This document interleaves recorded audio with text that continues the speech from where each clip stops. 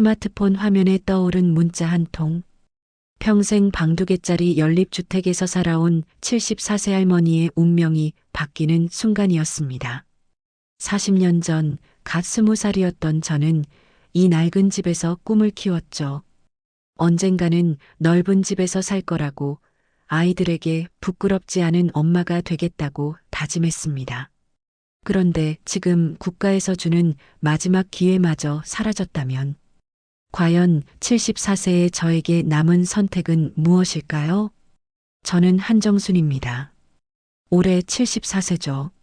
40년 동안 이 전통시장에서 반찬 가게를 운영해 왔어요. 남편은 아이들이 어릴 때 세상을 떠났고 홀로 2자녀를 키웠습니다. 새벽 5시면 일어나는 게 몸에 밴 습관이에요. 시장에 나가 신선한 재료를 고르고 하루 종일 서서 반찬을 만들죠. 젊을 때는 힘들다는 생각도 안 했는데 요즘은 다릅니다. 아이고, 이 무릎이. 아침에 일어날 때마다 무릎이 뻣뻣해요. 계단을 오르내릴 때는 난간을 꼭 잡아야 하고요. 우리 집은 2층 연립주택인데 이 계단이 점점 더 가파르게 느껴집니다. 지난주에는 시장에 가려고 계단을 내려오다가 미끄러져 넘어질 뻔했어요. 정말 무서웠습니다. 아침 일찍 시장에 나가려고 급하게 계단을 내려오는데 발을 헛디딜 뻔했거든요. 만약 그때 정말 넘어졌다면 생각만 해도 아찔해요. 혼자 사는 집에서 계단에서 넘어진다면 누가 도와줄까요? 오늘도 어김없이 시장으로 향했어요. 벌써 40년째 걷는 이 길이지만 예전보다 걸음이 느려진 게 느껴져요. 숨도 좀 차고요. 무릎도 욱신거리고요. 정순 씨, 오늘도 일찍 나오셨네요. 옆가게에서 순대를 파는 김 사장이 인사를 건넵니다. 저보다 10살은 어린 분인데 벌써 무릎 수술을 2번이나 하셨대요. 네, 김 사장님도 고생하세요. 무릎은 좀 어떠세요? 아이고, 요즘 또 아파서 계단 오르내리기가 힘들어요. 김 사장도 저와 같은 고민을 하고 계시는군요. 나이가 들면 다들 비슷한 문제를 겪는 것 같아요. 웃으며 답했지만 마음은 무겁습니다. 나이 든 상인들이 하나둘씩 문을 닫고 있거든요. 몸이 따라주지 않으니까요. 제 가게 앞에 서서 하루를 준비했어요. 김치, 나물, 젓갈. 40년 동안 만들어 온 반찬들이지만 손님은 예전 같지 않아요. 대형마트가 생기고 배달 음식이 늘어나면서 전통시장은 점점 한산해졌습니다. 오전 10시쯤 첫 손님이 왔어요. 할머니, 김치 얼마예요? 젊은 아가씨가 물어봅니다. 요즘 젊은 사람들이 시장에 오는 일은 드물어요. 3kg에 2만 원이에요. 직접 담근 거라 정말 맛있어요. 아, 마트보다 비싸네요.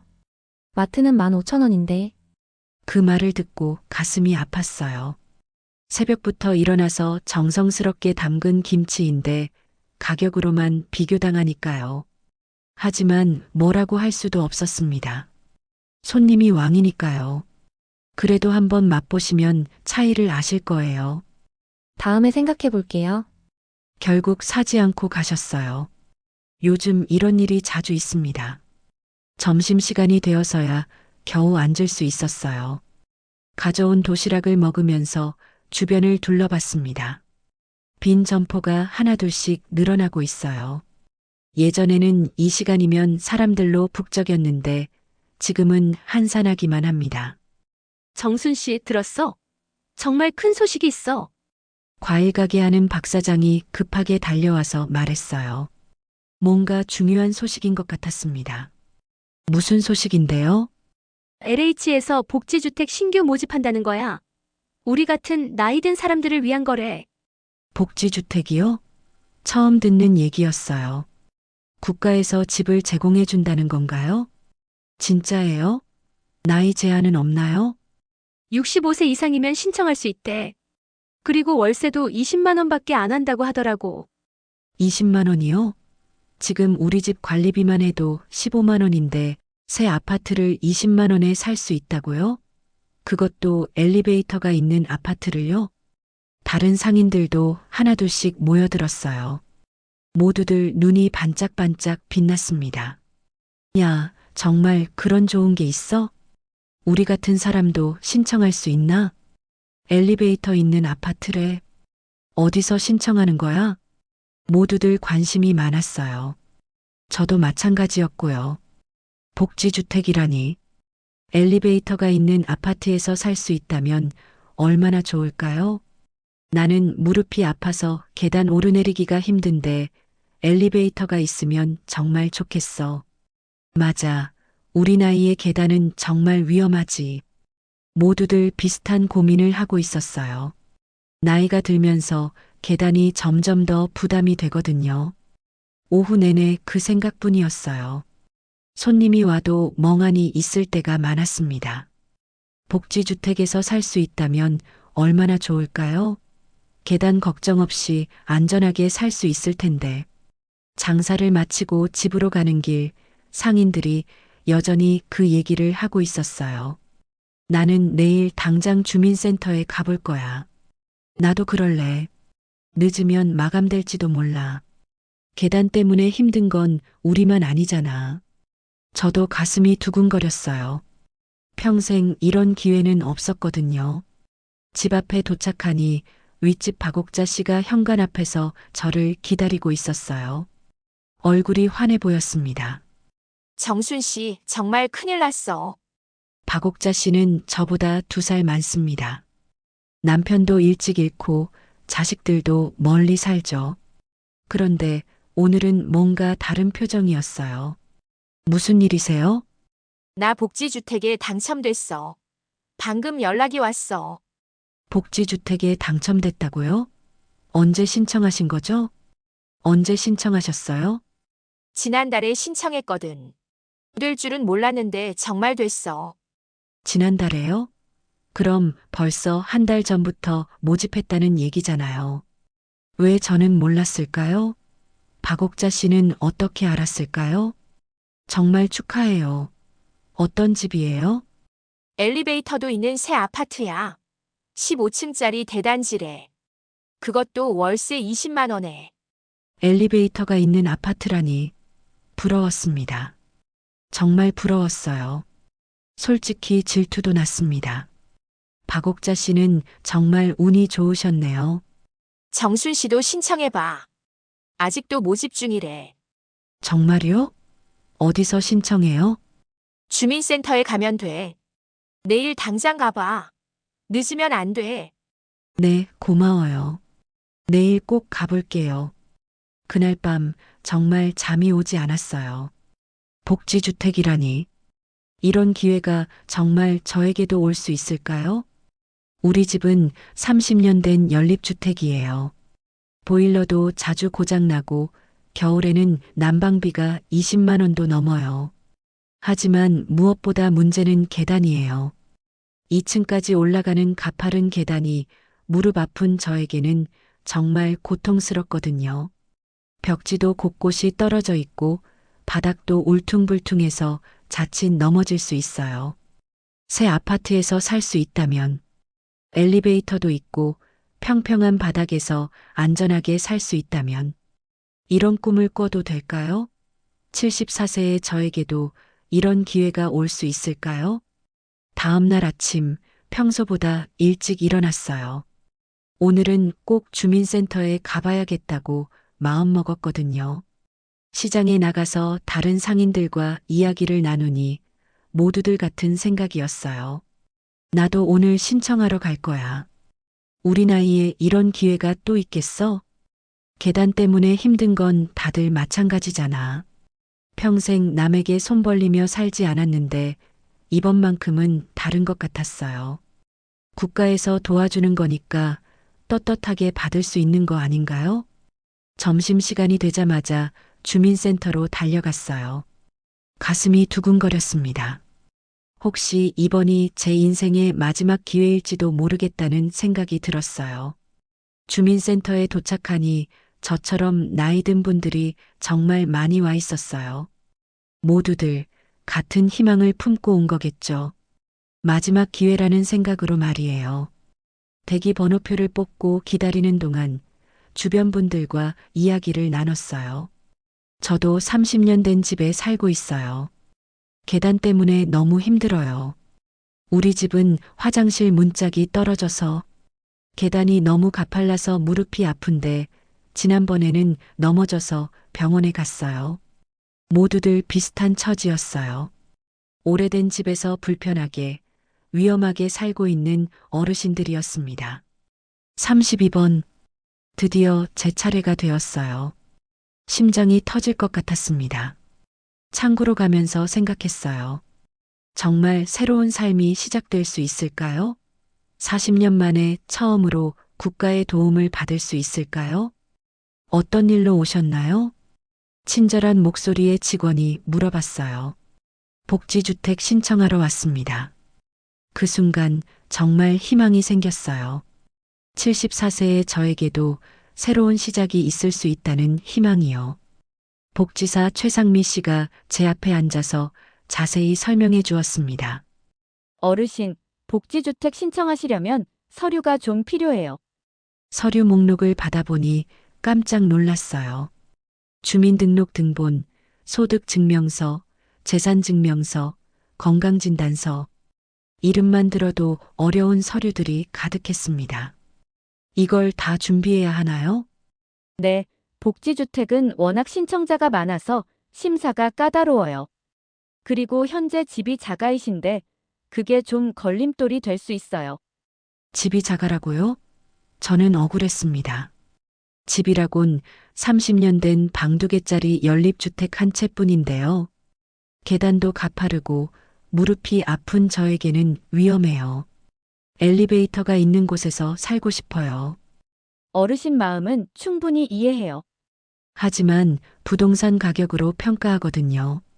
아무래도 무주택자분들이 우선순위가 높아서요. 마음이 답답했습니다. 평생 열심히 살아서 겨우 마련한 낡은 집인데 오히려 그게 불리하다니요. 그것도 제대로 된 집도 아닌데 말이에요. 최상미 복지사가 조심스럽게 말을 이었어요. 그래도 건강상 문제가 있으시니까 신청은 해보세요. 의사소견서도 함께 제출하시면 도움이 될 거예요. 의사소견서요? 그것도 돈이 드는 일이잖아요. 의사소견서는 어디서 받나요? 정형외과나 내과에서 받으시면 돼요. 무릎 관절염이나 거동 불편함에 대한 진단서를 받아오시면 됩니다. 비용은 얼마나 들까요? 진료비 포함해서 3만 원 정도 예상하시면 될 것 같아요. 3만 원이라. 시장에서 하루 벌어야 겨우 나오는 돈이에요. 하지만 복지주택을 위해서라면 해볼 만하죠. 그럼 언제까지 제출하면 되나요? 이번 주 금요일까지예요. 시간이 많지 않으니까 서둘러 준비하셔야 해요. 금요일까지요? 오늘이 월요일인데 겨우 나흘밖에 없잖아요. 집으로 돌아와서 서류를 준비하기 시작했습니다. 먼저 주민등록 등본부터 떼러 가야겠어요. 은행도 가고 구청도 가고 평생 이렇게 복잡한 일은 처음이었어요. 다음 날 아침 일찍 구청에 갔습니다. 주민등록 등본을 떼는 것부터 시작이었어요. 주민등록 등본 한 통 주세요. 용도가 뭐예요? 복지주택 신청용이에요. 아, 요즘 복지주택 신청하시는 분들이 많으시네요. 구청 직원도 복지주택 신청자가 많다고 하더군요. 경쟁이 치열할 것 같았어요. 주민등록 등본을 받고 나서 은행으로 갔습니다. 소득증명서를 받으려고요. 어르신, 소득이 얼마나 되세요? 시장에서 반찬 가게 해요. 월 소득이 70만 원 정도 될까요? 자영업자시면 사업자 등록증이나 소득신고 내역이 필요해요. 사업자 등록증이요? 저는 그냥 작은 반찬 가게인데 그런 것까지 필요한가요? 저는 그런 게 없는데요. 그럼 추정소득으로 신고해야 해요. 좀 복잡할 수 있어요. 은행에서도 생각보다 복잡했어요. 서류 하나 떼는 게 이렇게 어려운 줄 몰랐습니다. 오후에는 병원에 갔어요. 무릎 진단서를 받으러요. 어르신, 무릎이 많이 아프세요? 네, 계단 오르내리기가 힘들어요. 지난번에는 넘어질 뻔하기도 했고요. 의사 선생님이 무릎을 만져보시더니 고개를 끄덕였어요. 관절염이 꽤 진행되었네요. 계단 오르내리기가 힘드실 만해요. 진단서 써주실 수 있나요? 복지주택 신청할 때 필요해서요. 네, 써드릴게요. 거동 불편과 주거 환경 개선 필요성을 명시해서 써드릴게요. 다행히 의사 선생님이 이해해 주셨어요. 진료비와 진단서 비용으로 3만 5천 원을 냈습니다. 예상보다 조금 더 나왔지만 복지주택을 위해서라면 수요일에는 재산증명서를 떼러 또 구청에 갔어요. 이것도 생각보다 복잡했습니다. 어르신, 부동산 외에 다른 재산은 없으세요? 은행 적금이 조금 있어요. 200만 원 정도요. 그것도 다 신고하셔야 해요. 200만 원도 신고해야 한다니. 그건 제가 아플 때를 대비해서 모아둔 돈인데요. 목요일 오후가 되어서야 모든 서류를 준비할 수 있었어요. 서류를 다시 한번 확인해 봤습니다.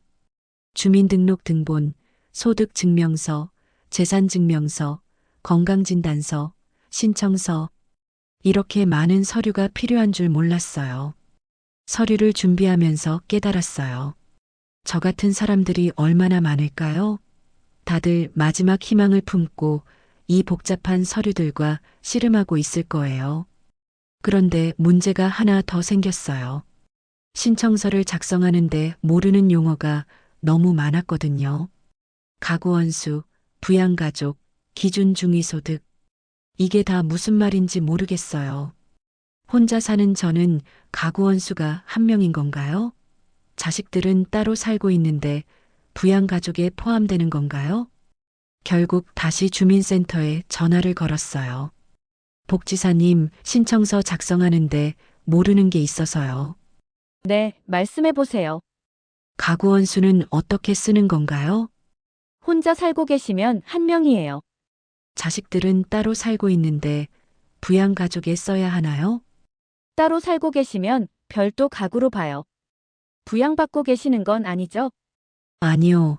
제가 혼자 살고 있어요. 그럼 1인 가구로 신청하시면 돼요. 다행히 복지사님이 친절하게 설명해 주셨어요.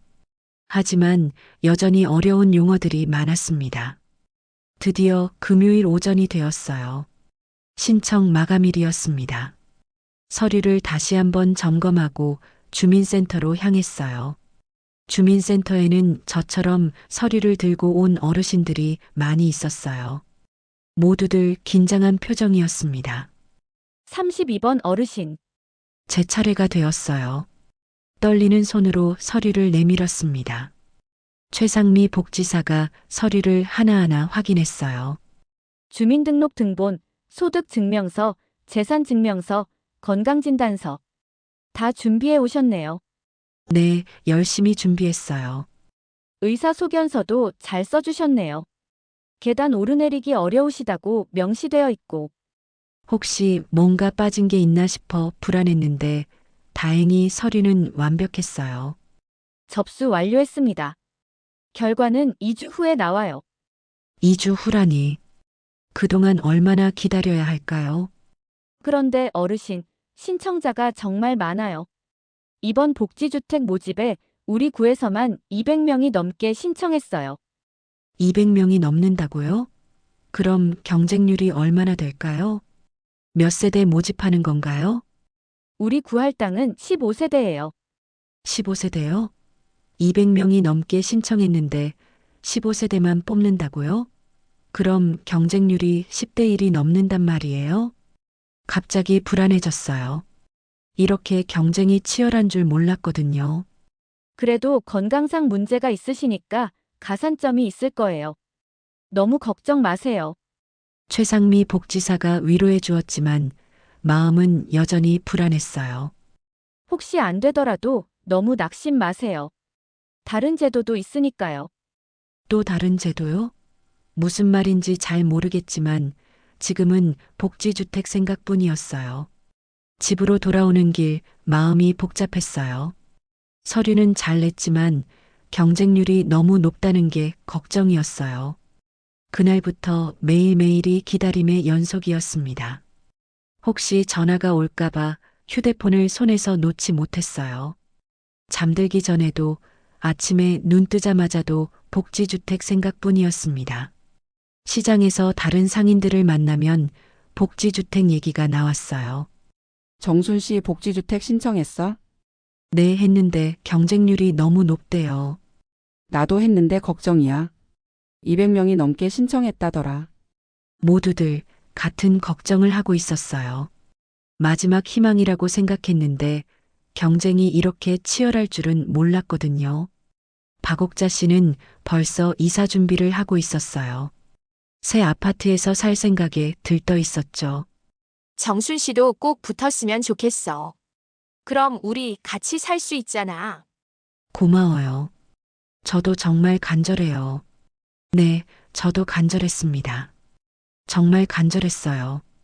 74세의 저에게 이런 기회가 또 올까요? 2주가 어떻게 지나가는지도 모르겠어요. 매일 휴대폰만 바라보며 지냈습니다. 정말 간절한 마음으로 결과를 기다렸어요. 며칠 후 아들 도윤이가 찾아왔습니다.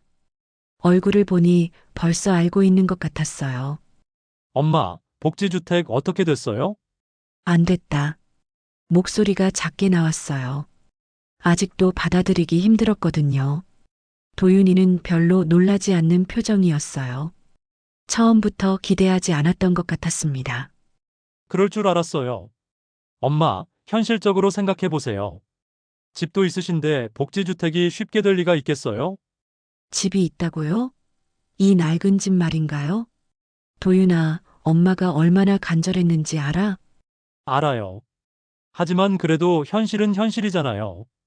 도윤이는 어릴 때부터 이랬어요.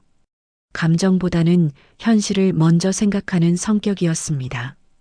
엄마, 이제 그만 장사 접으시고 요양원 알아보자요. 요양원이요? 갑자기 화가 났습니다. 나는 내 집을 떠나기 싫다. 엄마, 언제까지 혼자 살 거예요? 무릎도 아프시고 계단도 위험하고 넘어지기라도 하면 어떡해요? 도윤이가 걱정하는 마음은 알겠어요. 하지만 요양원은 정말 싫었어요. 요양원에 가면 엄마도 편하고 우리도 안심이 돼요. 편하다고? 내가 언제 편하자고 살았나? 목소리가 높아졌어요. 평생 편한 걸 바라고 산 적이 없는데 지금 와서 편함을 위해 집을 떠나라고요? 엄마, 매번 걱정하면서 사는 것보다 요양원에 가시면 전문적인 케어를 받을 수 있어요. 전문적인 케어라니. 그런 게 중요한가요? 그때 딸 서영이도 함께 왔어요. 간호사라서 그런지 조금 더 이해하려고 했습니다. 엄마, 오빠 말도 일리가 있어요. 엄마 혼자 계시면 정말 위험해요. 서영이까지 그런 말을 하니까 더 서러웠어요. 엄마 마음은 이해하지만 우리가 다 돌볼 순 없잖아요. 도윤이 오빠도 회사 다녀야 하고 저도 병원 근무가 불규칙하고. 그래요. 아이들도 자기 삶이 있으니까요. 저도 이해해요. 하지만 그래도 서영아, 너도 엄마를 요양원에 보내자는 거야? 그런 게 아니라 엄마가 안전하게 지내실 수 있는 방법을 찾자는 거예요. 안전하게 지내는 방법이 요양원뿐일까요? 내가 평생 남에게 손 벌리지 않고 살아왔는데 이제 와서 요양원에 들어가라고요? 그때 도윤이가 중요한 말을 했어요. 엄마 집이 있잖아요. 그걸 활용하면 되잖아요. 집을 활용한다고요? 무슨 소리예요? 무슨 소리야?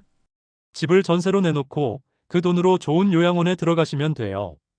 요즘 전세금이 많이 올랐잖아요. 아, 그런 뜻이었군요.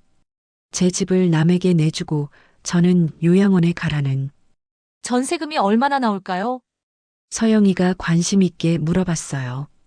이 동네 시세로 보면 1억은 나올 것 같은데요. 그 돈이면 괜찮은 요양원에 몇 년은 들어갈 수 있어요. 1억이요?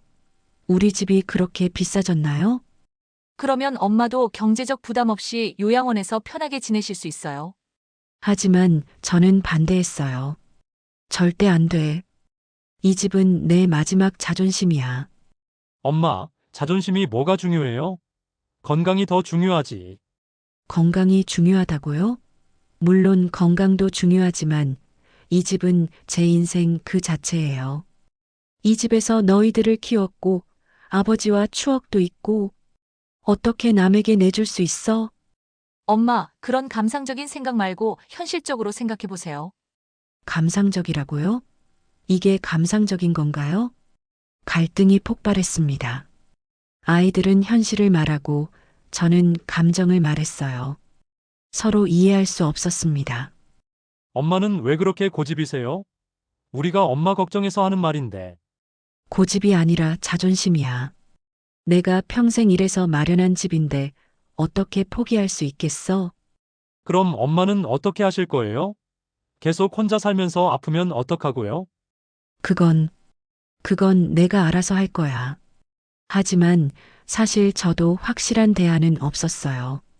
그냥 이 집에서 계속 살고 싶다는 마음뿐이었습니다. 엄마, 현실을 받아들이세요. 나이가 들면 누구나 겪는 일이에요. 나이가 들면 누구나 집을 포기해야 한다고요? 정말 그런 건가요? 다른 집들은 어떻게 하는데? 요즘은 다들 요양원 가요. 전문적인 관리 받으면서 안전하게 지내시고요. 전문적인 관리라. 그게 그렇게 중요한 건가요? 서영이가 조금 더 부드럽게 말했어요. 엄마, 제가 병원에서 봤는데 요즘 요양원들 정말 좋아졌어요. 깨끗하고 프로그램도 다양하고. 그래도 내 집이 아니잖아. 그렇긴 하지만 안전이 더 중요하잖아요. 안전. 자꾸 안전 얘기만 하네요. 내가 그렇게 위험해 보여? 그런 게 아니라 예방이 중요하다는 거예요. 그날 아이들과 정말 크게 다퉜어요. 오랜만에 목소리를 높였습니다. 나는 내 집에서 죽을 때까지 살 거야. 엄마, 그런 고집 부리지 마세요. 고집이 아니라 신념이야. 결국 아이들은 화가 나서 돌아갔어요. 서영이는 마지막에 이렇게 말했습니다. 엄마, 다시 한번 생각해 보세요. 우리도 매일 걱정하면서 살기 힘들어요. 아이들이 돌아간 후 혼자 앉아서 생각했어요. 정말 제가 고집만 피우는 걸까요? 아이들 말이 맞는 걸까요? 하지만 포기할 수 없었어요. 이 집에는 제 인생이 담겨 있거든요. 남편과 처음 이사 왔을 때 아이들이 뛰어다니던 모습, 밤늦게 공부하던 서영이, 친구들과 게임하던 도윤이.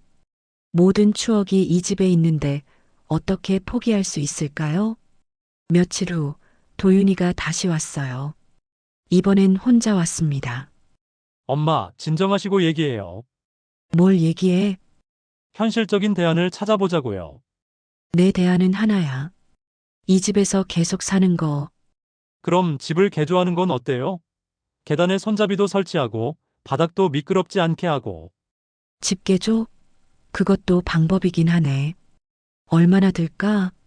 한 500만 원 정도면 안전하게 개조할 수 있을 것 같아요. 500만 원이라. 적지 않은 돈이지만 집을 포기하는 것보다는 나아요. 그럼 그렇게 해볼까? 하지만 그것도 임시방편이에요. 나중에는 결국 또 요양원 얘기였어요. 도윤아, 엄마 마음 좀 이해해줘. 이 집이 내 전부야. 알아요. 하지만 엄마 안전이 더 중요하잖아요. 그날도 결론을 내리지 못하고 도윤이는 돌아갔어요. 혼자 남아서 생각했어요. 정말 다른 방법은 없을까요? 복지주택은 떨어졌고 아이들은 요양원을 권하고 제가 원하는 건 그냥 이 집에서 안전하게 사는 것뿐인데 왜 이렇게 어려운 걸까요? 그런데 며칠 후 뜻밖의 소식을 들었어요. 시장에서 만난 김 사장이 이상한 얘기를 하더군요. 정순 씨, 혹시 재택 간병 서비스라는 거 들어봤어? 재택 간병 서비스요? 그게 뭔가요? 그게 뭔데요? 집에서 간병 서비스를 받는 거래. 국가에서 지원해 준다던데. 집에서 간병 서비스를 받는다고요? 그런 게 있나요? 정말 그런 제도가 있다면 혹시 저에게도 희망이 있을까요? 그 다음 주 시장에서 뜻밖의 사람을 만났습니다. 정순아, 뒤에서 부르는 목소리에 돌아보니 박노식이었어요. 중학교 동창이죠. 어릴 때 잠깐 좋아했던 사람이기도 하고요. 노씨가 어떻게 여기를? 정말 깜짝 놀랐어요. 박노식을 본 게 언제인지 기억도 안 날 정도거든요. 아내 납골당에 갔다가 오는 길에 들렀어. 너 아직도 여기서 장사하고 있구나. 아내를 떠나보냈다고? 언제 돌아가셨어? 작년 봄에 갑자기 쓰러져서 병원에 갔는데 이미 늦었더라고. 박노식의 표정이 어두워졌어요. 40년을 함께 산 아내를 떠나보낸 슬픔이 그대로 느껴졌습니다. 정말 안 됐다. 많이 힘들었겠어. 응, 처음엔 정말 힘들었어. 혼자 있으니까 너무 쓸쓸하고. 혼자 사는 외로움을 저도 잘 알아요. 남편을 일찍 떠나보낸 저로서는 박노식의 마음이 충분히 이해되었어요. 지금은 어떻게 지내? 그냥 저냥. 아이들이 함께 살자고 하는데 폐 끼치기 싫어서 혼자 살고 있어. 아이들과 함께 살 수 있다니 부럽기도 했어요. 제 아이들은 저를 요양원에 보내려고 하는데 자식들이 효자네. 글쎄, 걱정은 해주는데 바쁘니까 자주 못 와. 너는 어떻게 지내? 나도 혼자 살아. 아이들이 요양원 가라고 하는데 싫어서. 요양원. 왜? 박노식이 놀란 표정을 지었어요. 나이도 들고 무릎도 아프고 계단 오르내리기도 힘들어서. 아, 그렇구나. 나도 요즘 몸이 예전 같지 않아. 그렇게 이야기를 나누다 보니 시간이 많이 흘렀어요. 40년 만에 만났는데도 어색하지 않았습니다. 그런데 정순아, 나 좋은 소식이 있어. 무슨 소식인데? 복지주택에 당첨됐어. 또다시 복지주택이었어요. 왜 다들 복지주택에는 되고 저만 안 되는 걸까요? 정말 잘 됐다. 억지로 웃으며 축하해 주었지만 속은 복잡했어요. 나도 사실 될 줄 몰랐거든. 혼자 사니까 점수를 더 받은 것 같아. 혼자 산다고 점수를 더 받는다고? 저도 혼자 사는데. 언제 신청했어? 3개월 전쯤 아내가 아플 때 신청해뒀거든. 그때는 별 기대 안 했는데 3개월 전이면 제가 신청하기 훨씬 전이네요. 그래서 당첨된 건가요? 어떤 집이야? 원룸형 12평이래. 작긴 하지만 엘리베이터도 있고 관리도 잘 돼 있다던데. 12평이면 혼자 살기엔 적당하겠네요. 작지만 새 아파트니까 지금 사는 집보다는 훨씬 좋을 거예요. 언제 이사가? 다음 달 초에 가기로 했어. 정말 기대돼. 박노식의 환한 표정을 보니 더 부러웠어요. 저는 왜 이런 행운이 오지 않을까요? 정순아, 너도 신청해봤어? 응, 했는데 떨어졌어. 아, 그래. 미안해. 내가 자랑하려던 건 아니고. 아니야. 정말 축하해. 하지만 마음은 편하지 않았어요. 박옥자 씨에 이어 박노식까지. 제 주변 사람들은 다 복지주택에 당첨되는데 저만 떨어지다니. 그런데 정순아, 혹시 시간 있으면 커피 한잔 할까? 커피를 마시자고. 갑자기 어색해졌어요. 40년 만에 만난 옛 동창과 커피를 마신다니. 시장 일이 있어서. 아, 그렇구나. 그럼 다음에 기회가 되면. 박노식이 아쉬워하는 표정을 지었어요. 저도 조금 아쉬웠습니다. 연락처 알려줘. 가끔 안부 물어볼게. 응, 좋아. 휴대폰 번호를 주고받았어요. 40년 만에 다시 이어진 인연이었습니다. 정순아, 가끔 연락하자. 이제 우리 나이에 옛 친구가 얼마나 소중한데. 그래요. 이 나이에 옛 친구만큼 소중한 게 또 있을까요? 박노식이 돌아간 후 묘한 감정이 들었어요. 설렘과 씁쓸함이 동시에 느껴졌습니다. 어릴 때의 추억도 떠오르고 중학교 때 박노식이 제게 편지를 준 일, 졸업식 날 함께 사진을 찍은 일, 하지만 한편으로는 더 서글펴졌어요. 박노식도 복지주택에 성공했고 박옥자 씨도 성공했는데 왜 저만 실패했을까요? 그날 저녁 박노식에게서 문자가 왔어요. 오늘 반가웠어. 건강 조심하고 가끔 연락하자. 따뜻한 문자였어요. 오랜만에 받는 안부 인사라 기분이 좋았습니다. 며칠 후 박노식이 다시 시장에 왔어요. 정순아, 오늘 시간 있어. 정말 커피 한잔 하자. 이번엔 거절할 이유가 없었어요. 시장 근처 카페에 갔습니다. 40년 만에 이렇게 앉아 있으니 신기하다. 그러게. 그때는 우리가 이렇게 늙을 줄 몰랐지. 하하, 맞아. 그때는 젊었으니까. 카페에서 옛날 이야기를 많이 했어요. 중학교 시절, 각자의 결혼 이야기, 자식들 이야기. 정순아, 너 정말 대단해. 혼자서 아이들 다 키우고. 별거 아니야. 살다 보니까 그렇게 된 거지. 나는 아내가 있어서 그나마 괜찮았는데. 너는 정말 힘들었을 거야. 박노식이 제 인생을 이해해 주니까 고마웠어요. 그런데 정순아, 복지주택 떨어진 거 너무 속상하지 마. 다른 방법도 있을 거야. 다른 방법이? 요즘은 집에서도 도움을 받을 수 있는 제도가 많다던데. 집에서 도움을 받는다고? 무슨 말인지 잘 모르겠어요. 무슨 제도인데? 정확히는 모르겠는데 재택 모시기, 집에서 간병 서비스를 받는다던가. 재택 간병 서비스? 김 사장이 말했던 그것 말인가요? 혹시 더 자세히 알아? 아니, 나도 들은 얘기라.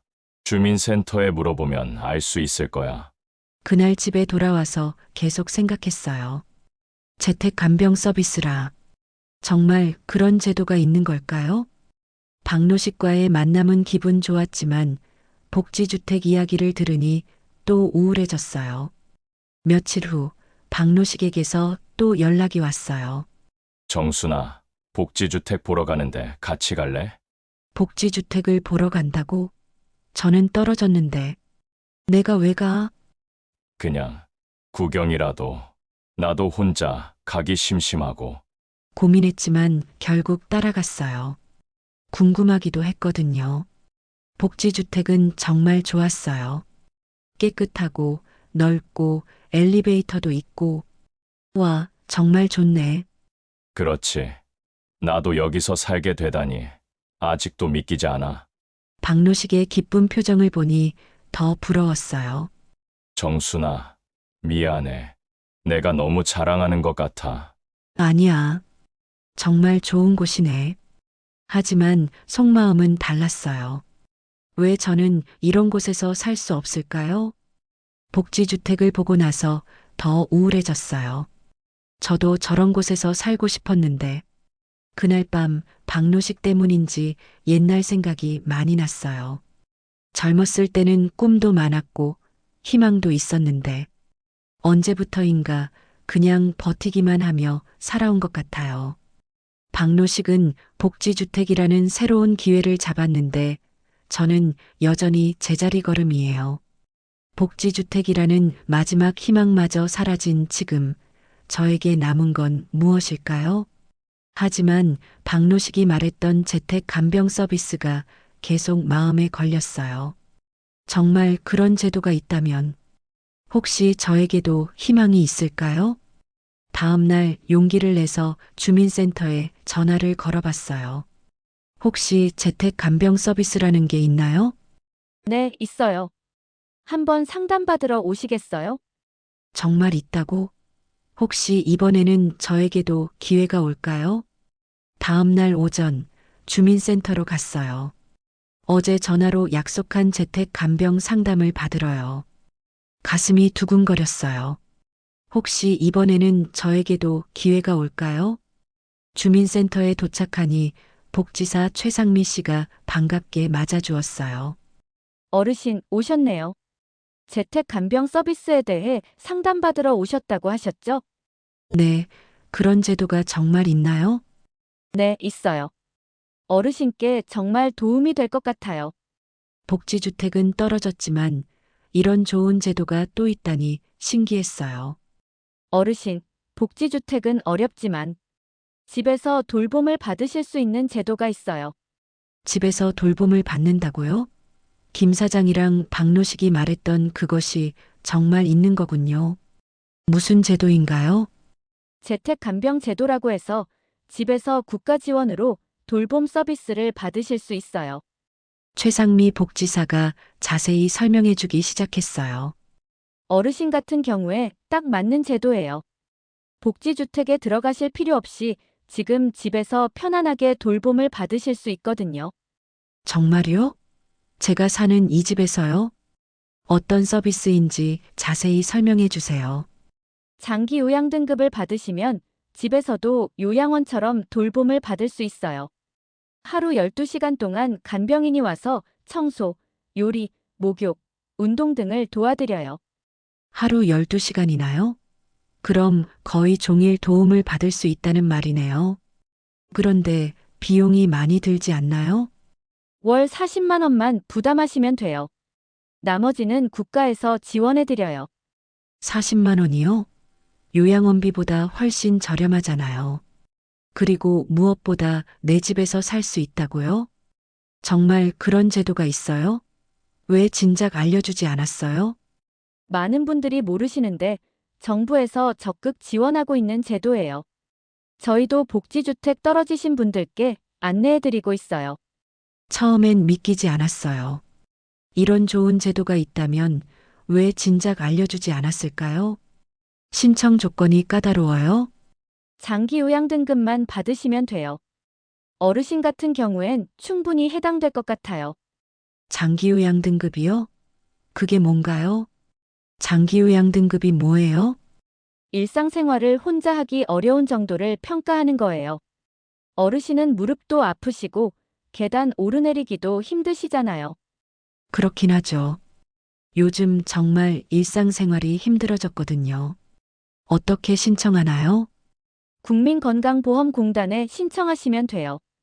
집으로 나와서 평가하고 등급을 매겨줘요. 집으로 나온다고요? 그럼 편하겠네요. 평가는 어떻게 하는 건가요? 일상생활 능력을 체크해요. 걷기, 앉았다 일어서기, 옷 입기, 목욕하기 등등. 어르신은 계단 때문에 힘드시니까 충분히 등급을 받으실 수 있을 거예요. 정말 그럴까요? 저도 등급을 받을 수 있을까요? 그런데 정말 월 40만 원만 내면 되나요? 네, 소득 수준에 따라 다르긴 한데 어르신 소득으로는 40만 원 정도 예상돼요. 40만 원이라. 지금 무릎 치료비로 월 20만 원씩 나가는 거 생각하면 그리 부담스럽지 않네요. 간병인은 어떤 분이 오세요? 전문 교육을 받은 분들이에요. 요리도 하고 청소도 하고 운동도 도와드리고 거의 모든 일상을 도와드려요. 모든 일상을 도와준다고요? 정말 꿈만 같은 이야기네요. 그럼 제가 아무것도 안 해도 되나요? 아니에요. 어르신이 할 수 있는 일은 스스로 하시고 힘든 일만 도와드리는 거예요. 독립성을 유지하면서 필요한 도움만 받는 거죠. 독립성을 유지한다니 그게 중요하죠. 저는 남에게 의지하고 싶지 않거든요. 한번 신청해 보세요. 복지주택보다 훨씬 현실적인 대안이 될 수 있어요. 복지주택보다 현실적인 대안이라. 정말 그럴까요? 그런데 왜 이런 좋은 제도를 홍보를 안 해요? 저희도 홍보를 하고 있는데 아직 모르시는 분들이 많아요. 특히 어르신들은 정보 접근이 어려우시잖아요. 맞아요. 저도 이런 제도가 있는 줄 전혀 몰랐거든요. 지금 신청하면 언제부터 서비스를 받을 수 있어요? 빠르면 한 달 안에 시작할 수 있어요. 먼저 등급 평가받고 승인되면 바로 서비스 연결해드려요. 한 달 안에요? 복지주택은 몇 년을 기다려야 한다던데 이건 빠르네요. 정말 신청해 볼까요? 네, 꼭 신청해 보세요. 어르신께 정말 도움이 될 거예요. 최상미 복지사가 신청 서류를 주고 갔어요. 혼자 남아서 서류를 들여다봤습니다. 장기요양보험 신청서라고 적혀 있었어요. 그날 밤 한참을 생각했어요. 재택 간병이라 집에서 돌봄을 받을 수 있다니. 복지주택은 안 됐지만 이것도 좋은 기회가 될 수 있을까요? 하지만 한편으로는 걱정도 됐어요. 남이 제 집에 와서 이것저것 하는 게 불편할 수도 있잖아요. 평생 혼자 해왔는데. 다음날 시장에 나가서 다른 상인들과 이야기해 봤어요. 김 사장님, 재택 간병 서비스 들어봤어요? 응? 그게 뭔데? 집에서 간병 서비스 받는 거래요. 아, 그거? 우리 동네 박할머니가 받고 있어. 좋다던데? 정말요? 실제로 받고 있는 분이 있다고요? 어떻다던데요? 처음엔 어색했는데 지금은 너무 좋대. 집 청소도 해주고 밥도 해주고 혼자 살기 훨씬 편해졌다더라고. 그렇다면 저도 한번 해볼 만하겠네요. 신청은 어떻게 해요? 건강보험공단에 전화하면 된다던데. 집으로 나와서 평가도 해준다고 하더라고. 그날 오후 용기를 내서 건강보험공단에 전화를 걸었어요. 장기요양보험 신청하고 싶은데요. 네, 성함과 주민번호 말씀해 주세요. 전화로 간단히 신청을 마쳤어요. 생각보다 쉬웠습니다. 언제 평가받을 수 있나요? 다음 주 화요일은 어떠세요? 오전에 댁으로 나가겠습니다. 다음 주 화요일이요? 벌써 다음 주에 평가를 받을 수 있다니 정말 빠르네요. 네, 좋아요. 전화를 끊고 나니 가슴이 두근거렸어요. 혹시 이번에는 제대로 될 수 있을까요? 며칠 후 박노식에게서 전화가 왔어요. 정순아, 뭐 하고 있어? 집에 있어. 너는? 나도 집에. 그런데 무슨 좋은 일 없어. 목소리가 밝아졌네. 정말요? 제가 밝아졌나요? 재택 간병 서비스 신청했어. 아, 그거. 정말 좋은 선택이야.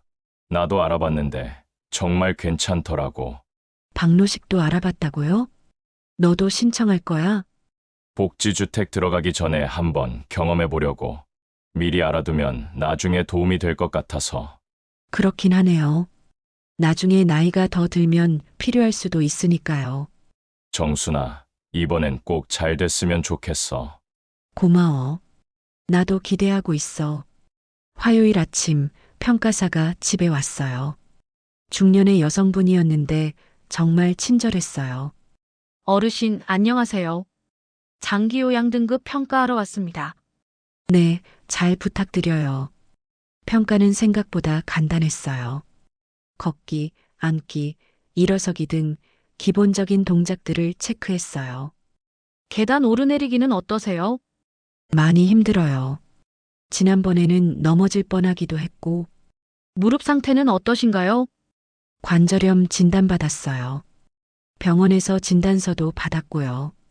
평가사가 꼼꼼히 체크해 주었어요. 결과는 언제 나와요? 2주 정도 걸려요. 문자로 통보해 드릴게요. 2주라니. 또 기다려야 하는군요. 그날부터 또다시 기다림의 시간이 시작됐어요. 혹시 이번에도 안 되는 건 아닐까요? 하지만 이번에는 좀 다른 기분이었어요. 복지주택 때와는 달리 이번에는 될 것 같은 예감이 들었거든요. 시험 삼아 신청해 보기로 결심했습니다. 복지주택은 안 됐지만 이번엔 될 수도 있잖아요. 혹시나 해서 아이들에게는 말하지 않았어요. 또 실망시키고 싶지 않았거든요. 결과가 나오면 그때 말해도 늦지 않죠. 2주가 정말 길게 느껴졌어요. 매일 휴대폰만 들여다봤습니다. 그리고 드디어 그날이 왔어요. 문자가 도착한 거예요. 챕터 7내 집에서의 새로운 시작. 2주 후 드디어 문자가 도착했어요. 한정순 어르신 장기요양 3등급 판정을 받으셨습니다. 재택 간병 서비스 이용이 가능합니다. 3등급이라고요? 정말 됐어요. 손이 떨렸어요. 복지주택은 떨어졌지만 이번에는 정말 됐어요. 74세에 새로운 기회를 잡은 거예요. 바로 건강보험공단에 전화를 걸었어요. 3등급 받았는데 언제부터 서비스 받을 수 있나요? 축하드려요. 다음 주부터 바로 시작할 수 있어요. 간병인 연결해 드릴게요. 다음 주부터라니. 정말 빨라요. 어떤 분이 오시나요? 경력 10년의 전문 간병사님이에요. 내일 미리 만나보시겠어요? 미리 만나본다고요? 그것도 좋겠네요. 다음 날 오후 간병인 선생님이 오셨어요. 김미영이라는 분이었는데 40대 중반의 친절한 분이었습니다. 어르신 안녕하세요. 앞으로 잘 부탁드려요. 저야말로 잘 부탁드려요. 처음엔 어색했어요. 남이 제 집에 와서 이것저것 하는 게 불편할 것 같았거든요. 어르신 평소에 어떤 것 때문에 가장 힘드세요? 계단 오르내리는 게 제일 힘들어요. 그리고 청소나 빨래도. 네, 그런 건 제가 다 도와드릴게요. 어르신은 편하게 지내시면 돼요. 김미영 선생님이 집안을 둘러보더니 말했어요. 집이 참 따뜻해 보이세요. 오랫동안 정성껏 사셨구나 하는 게 느껴져요. 그런 말을 들으니 기분이 좋았어요. 이 집의 가치를 알아봐 주는 것 같아서요. 월요일부터 본격적으로 시작할게요. 오전 8시에 와서 오후 8시까지 있을 예정이에요. 12시간이나 계실 거라니. 정말 든든하네요. 드디어 월요일이 됐어요. 첫날 서비스가 시작되는 날이에요. 아침 8시 정각에 김미영 선생님이 오셨어요. 어르신 좋은 아침이에요. 밝은 목소리로 인사해 주시니 하루가 기분 좋게 시작됐어요. 오늘 뭐부터 해드릴까요? 글쎄요. 뭘 해야 하는지 잘 모르겠어요. 그럼 제가 계획을 세워볼게요. 먼저 아침 운동부터 해볼까요? 아침 운동이요? 어르신 무릎에 좋은 스트레칭 알려드릴게요. 김미영 선생님이 간단한 스트레칭을 가르쳐 주었어요. 무릎에 무리가 가지 않는 동작들이었습니다. 이렇게 매일 조금씩 하시면 무릎이 많이 좋아질 거예요. 정말 그럴까요? 기대가 됐어요. 운동을 마치고 나니 아침 식사 준비를 해주셨어요. 어르신은 뭘 좋아하세요? 그냥 간단한 게 좋아요. 계란찜에 미역국 어떠세요? 오랜만에 제대로 된 아침을 먹었어요. 혼자 살 때는 대충 빵이나 과일로 때웠거든요. 정말 맛있어요. 다행이네요. 앞으로 영양 균형 맞춰서 식사 준비해 드릴게요. 식사 후에는 집 청소를 시작하셨어요. 오랫동안 혼자 살면서 관리가 안 됐던 방 2개짜리 집이 말끔해졌습니다. 어르신, 이 집 구조가 참 좋네요. 채광도 잘 들고. 30년 된 집이라 낡긴 했지만 아니에요. 잘 관리하시면 훨씬 더 좋아질 거예요. 오후에는 함께 시장에 갔어요. 김미영 선생님이 제 팔을 살짝 붙들어 주니 계단도 무섭지 않았어요. 정순 할머니, 오늘은 누가 함께 왔네요? 단골 손님이 신기해하며 물어봤어요. 간병인 선생님이에요. 아, 그래요? 좋으시겠어요. 다른 상인들도 관심을 보였어요. 정순 씨, 재택 간병 받고 있어? 네, 오늘 첫날이에요. 어때? 좋아? 네, 정말 좋아요. 집으로 돌아와서 김미영 선생님이 저녁 준비를 해주셨어요. 오랜만에 제대로 된 집밥을 먹었습니다. 어르신, 오늘 어떠셨어요? 정말 좋았어요. 이렇게 도움받는 거 처음인데. 처음엔 어색하실 수 있어요. 천천히 적응해 나가시면 돼요. 김미영 선생님이 8시에 퇴근하고 나니 집이 조용해졌어요. 하지만 정과는 다른 기분이었어요. 누군가 저를 돌봐준다는 안정감이 있었거든요. 며칠이 지나니 정말 편해졌어요. 청소도 해주고 식사 준비도 도와주고 아픈 무릎 마사지도 해주고. 어르신, 오늘 컨디션이 좋아 보이세요. 그래요? 확실히 도움을 받으니 몸이 편해져요. 내 집에서 요양원 같은 돌봄을 받다니 처음엔 상상도 못했던 일이었어요. 일주일이 지난 어느 날 문제가 생겼어요. 아들 도윤이가 갑자기 집에 왔는데 김미영 선생님이 있는 걸 본 거예요. 엄마, 이분은 누구세요? 재택 간병 선생님이야. 재택 간병요? 언제 신청하셨어요? 도윤이는 놀란 표정을 지었어요. 사전에 상의하지 않은 것을 못마땅해 하는 것 같았습니다.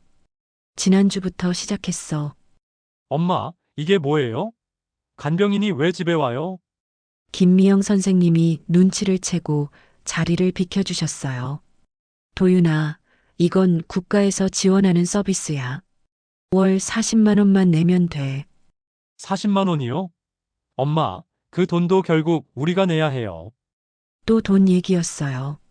아들에겐 미안하지만 이것만큼은 양보할 수 없었습니다. 월 40만 원이면 적지 않잖아요. 차라리 집을 정리해서 확실히 요양원에 가세요. 도윤아, 나는 내 집에서 살고 싶어. 이렇게 도움받으면서. 엄마, 현실을 보세요. 이런 식으로 계속 돈 나가면 나중에 어떡해요? 갈등이 또 시작됐어요. 도윤이는 여전히 경제적인 면만 생각했어요.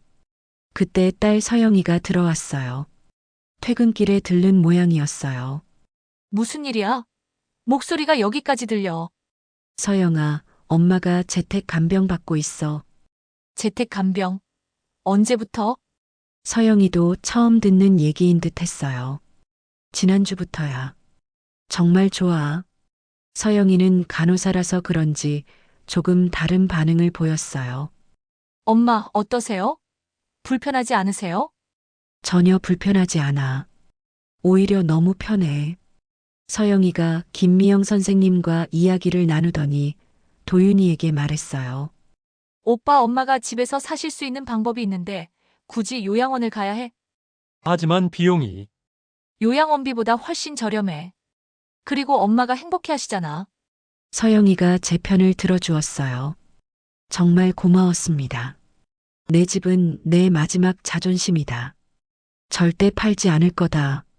단호하게 말했어요. 이번만큼은 물러설 수 없었거든요. 서영이가 눈물을 글썽이며 말했어요. 엄마, 저는 엄마가 행복하셨으면 좋겠어요. 집에서 사실 수 있다면 그게 최선이죠. 아, 그래도 제 마음을 이해해주는 사람이 있구나. 정말 고마웠어요.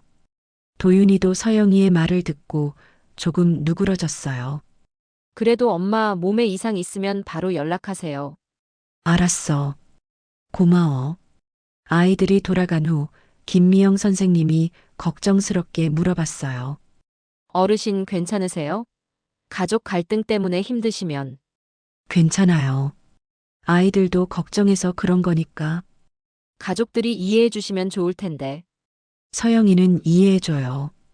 도윤이도 시간이 지나면 이해할 거예요. 그날 저녁 혼자 앉아서 생각했어요. 정말 제가 옳은 선택을 한 걸까요? 하지만 확신이 들었어요. 이건 제가 내린 최선의 선택이었어요. 내 집에서 내가 원하는 방식으로 도움을 받으면서 살아가는 것. 이게 바로 제가 원했던 거예요. 복지주택은 떨어졌지만 오히려 더 좋은 기회를 얻은 것 같았어요. 내 집을 떠나지 않고도 충분히 좋은 돌봄을 받을 수 있으니까요. 김미영 선생님 덕분에 하루하루가 안정되고 평온했어요. 이런 평안함을 느낀 게 언제인지 기억도 안 날 정도예요. 내일도 모레도 이 집에서 안전하게 지낼 수 있다는 안도감이 들었어요. 재택 간병 서비스를 받은 지 3개월이 지났어요. 몸 상태가 정말 많이 좋아졌습니다. 규칙적으로 운동도 하고 영양가 있는 식사도 하니까요. 어르신, 오늘도 컨디션이 좋아 보이세요. 김미영 선생님이 매일 아침 밝게 인사해 주시니 하루가 기분 좋게 시작돼요.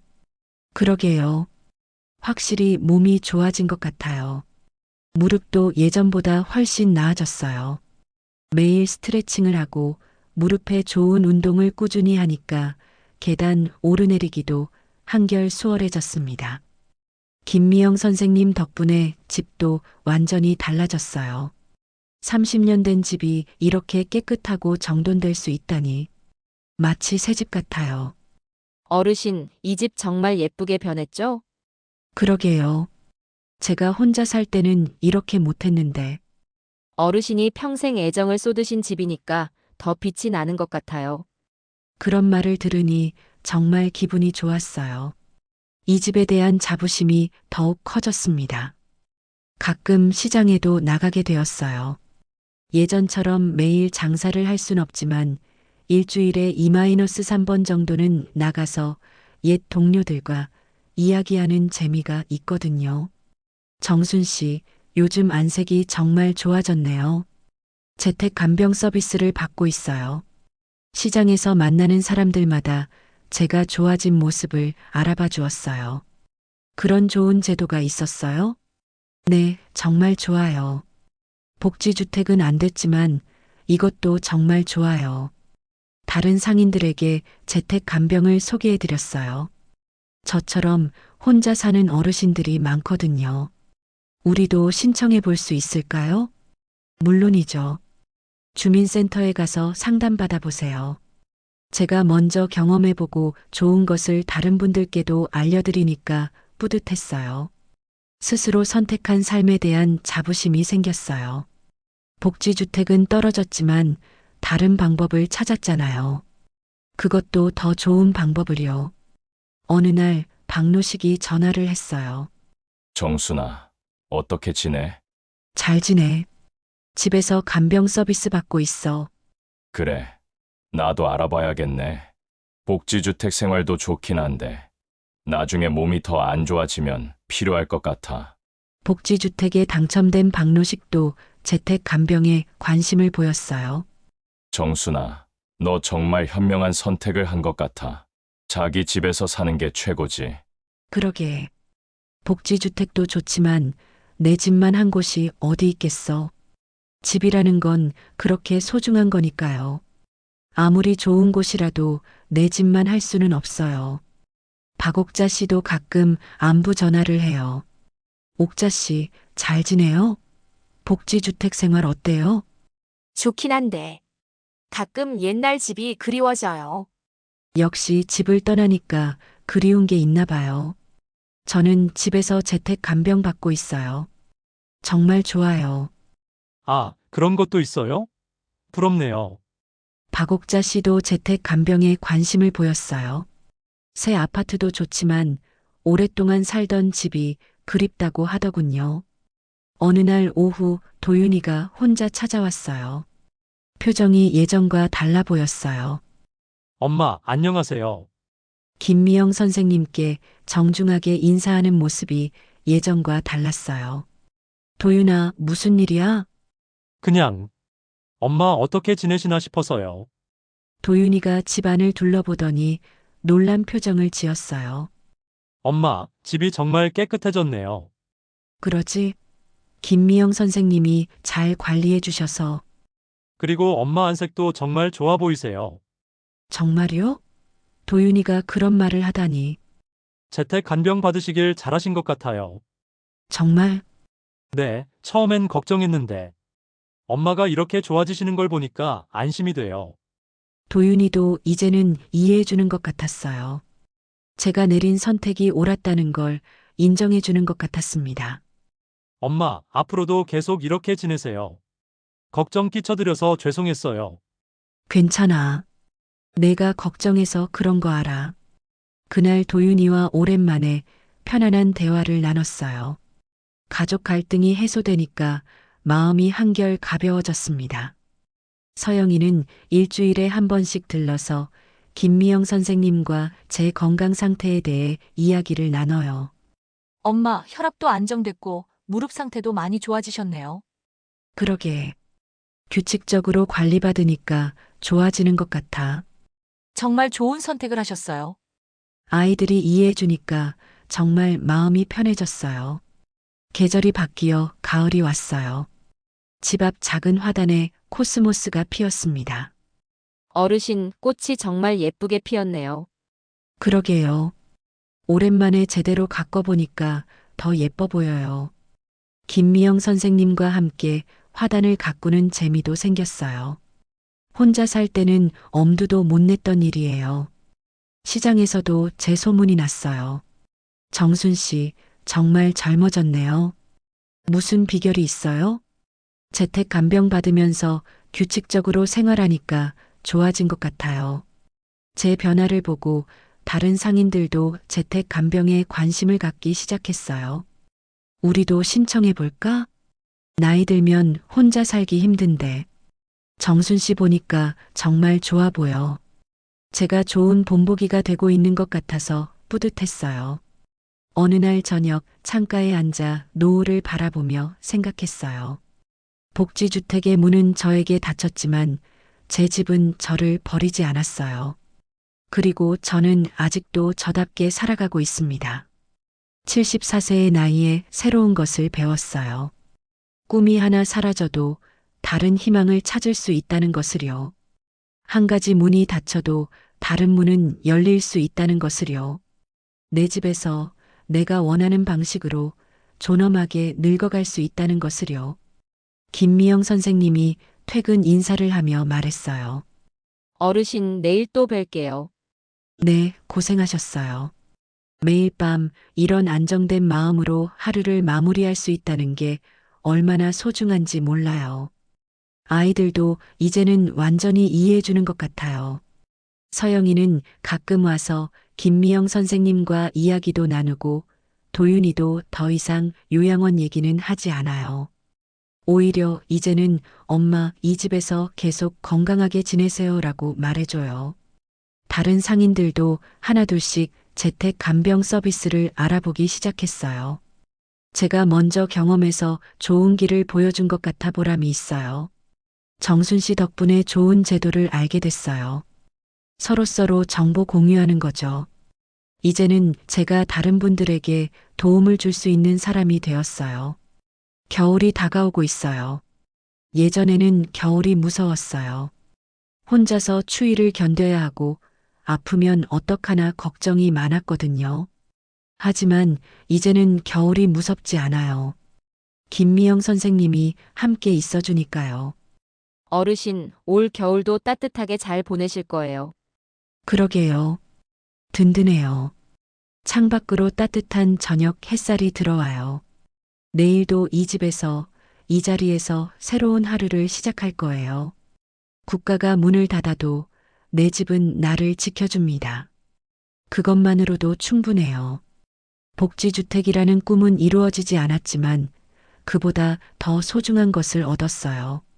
내 집에서 존엄하게 살아갈 수 있는 방법을요. 74세의 저에게 새로운 삶이 시작된 거예요. 늦었다고 생각할 나이는 없는 것 같아요. 화면은 창밖에서 비치는 따뜻한 빛으로 물들며 제 얼굴에 평온한 미소가 번집니다. 정말 감사한 하루였어요. 내일도 이런 평안함이 계속되길 바라면서 오늘 하루를 마무리합니다. 이제 저는 확신해요. 집이 나를 지켜준다는 것을, 그리고 언제든지 새로운 희망을 찾을 수 있다는 것을요. 마무리. 이 이야기를 끝까지 들어주셔서 정말 감사합니다. 한정순 할머니의 이야기는 우리에게 중요한 교훈을 줍니다. 인생에서 한 가지 문이 닫혀도 다른 문은 열릴 수 있다는 것, 그리고 나이가 들어도 자신의 삶을 스스로 선택할 권리가 있다는 것을 보여주었습니다. 복지주택이라는 꿈은 이루어지지 않았지만 재택 간병이라는 현실적인 대안을 통해 존엄한 노후를 만들어갔죠. 여러분은 어떻게 생각하시나요? 나이가 들었을 때 가장 중요한 것은 무엇일까요? 편안한 시설에서 사는 것일까요? 아니면 자신이 평생 살아온 집에서 자존심을 지키며 사는 것일까요? 여러분의 생각을 댓글로 들려주세요. 그리고 혹시 주변의 복지 혜택을 몰라서 힘들어하시는 어르신들이 계시다면 오늘 이야기를 공유해 주세요. 복지주택뿐만 아니라 재택 간병, 장기요양보험 등 다양한 지원 제도가 있으니까요. 이 이야기가 좋으셨다면 구독과 좋아요 눌러주세요. 여러분의 관심이 더 좋은 이야기를 만드는 원동력이 됩니다.